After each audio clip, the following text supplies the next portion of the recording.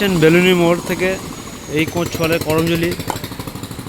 করমজলি road ঢুকতেই এই যে গার্ডটা অতিরিক্ত হয়েছিল, আমাদের টোটোওয়ালাদের সভাপতি এবং টোটোওয়ালারা নিজের ঘর থেকে টাকা দিয়ে এই কাজ আপাতত চালু করেছে। এর আগেও করেছিল, ভিডিও আপনাদেরকে দেখিয়েছিলাম, দেখতে পাচ্ছেন।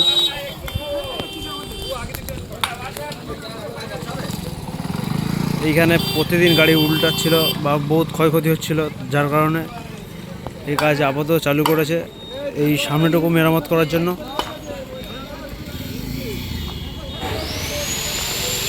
এখন মোটামুটি গাড়ি চলা যাবে। রাস্তার পরিস্থিতিটা খুবই খারাপ, দেখতে পাচ্ছেন, আমি জুম করে দেখাচ্ছি আপনাদেরকে।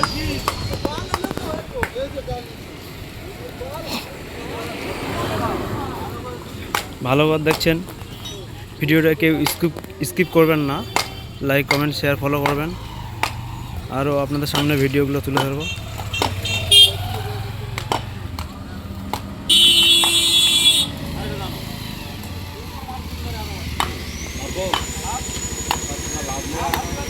এটা হচ্ছে বেলুনি মোড়, এটা ঢোলাহাটের রাস্তা।